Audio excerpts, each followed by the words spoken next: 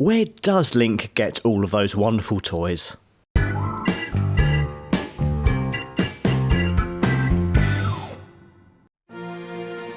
Legend of Zelda Triforce Heroes is coming to Nintendo 3DS this week, and you can check out my review of the game on godisageek.com, and of course I will put a link to that review in the description of this video so you can check it out. Now, it might not be the sort of epic quest that the average Zelda fan craves, but its item-based puzzles are a reminder of some of the series' best tools and weapons. The many Legend of Zelda games over the years are known for and occasionally even defined by these items, with many of them found in each dungeon and later used to defeat that particular labyrinth's boss.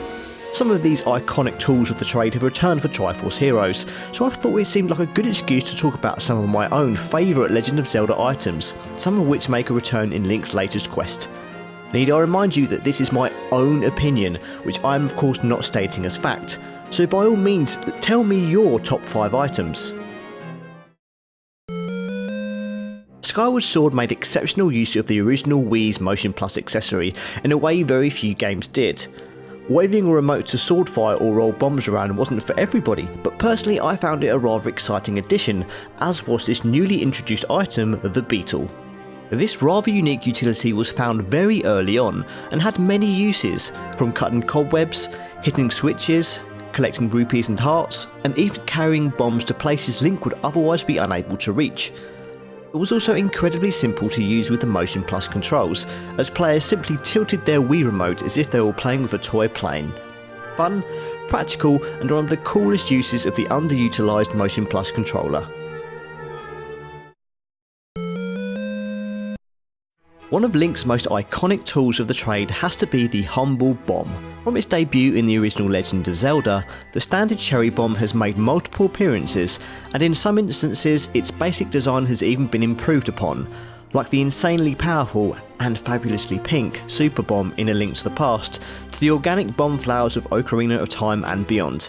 They can be picked and must be thrown before the fuse runs out, or more recently stored in a bomb bag for later. Yet, no matter the size or appearance, the bomb has always been an essential tool, initially useful for finding new passages to hidden areas or as an explosive way to dispatch of enemies. It's as versatile as any tool in Link's adventure pouch, and that's why it's on this list. Time for an offbeat choice from one of Link's stranger adventures. Link's Awakening remains an excellent Game Boy follow-up to the classic Link to the Past, and a big part of that is due to how different the tone of this game is when compared to the previous 3 entries. Not only does this portable adventure offer a few twists to the standard gameplay we know and love from the series, it also adds a few unique items, such as Rock's Feather. Found in the Tail Cave, this item allows Link to jump, which is incredibly useful for passing gaps in the floor, or to pick up winged items such as small hearts. Combine this with the Pegasus shoes and you can jump distances that would even make a long jumper jealous. It hasn't been seen much, as Link tends to jump most small distances rather easily since Ocarina of Time, but who knows if this item will return to future games. Here's another great item that was introduced in Link's Awakening, and you might have gone through the entire game without even noticing it existed. It was possible to equip different items to the A and B buttons, and if you assigned the bow and bombs to their own individual buttons and then pressed them at the same time, you could fire bomb arrows. This deadly combination made its return in Twilight Princess, in which they were practically required to get past some areas, and they also returned again in the long forgotten Link's crossbow training. Judging from trailers for Zelda Wii U, it looks like Link's bow will have quite a few different arrow combinations. Maybe a bomb arrow will be one of them. When I was young, whenever someone mentioned The Legend of Zelda, I would think of the boomerang, even more so than the Master Sword, bow or bombs.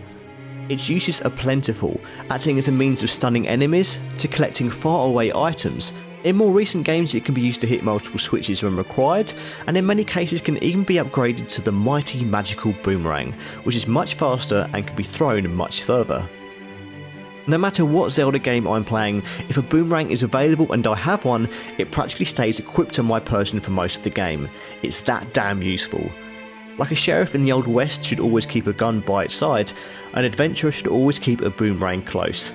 This is quite simply my favourite Zelda item, and I hope it remains an integral part of Link's arsenal. I hope you enjoyed this list. Parkroof Gaming finally reached 100 subscribers over the past week, so if you are one of those wonderful people, thank you so much. If you haven't subscribed yet, why the hell not? It only takes a few seconds to click subscribe and it keeps you up to date with all the weekly videos I make. Whether or not you're a subscriber, thanks for watching this video. I'd love to know what your favourite Zelda items are, so why not tell me in the comments. Until next time, keep gaming positive.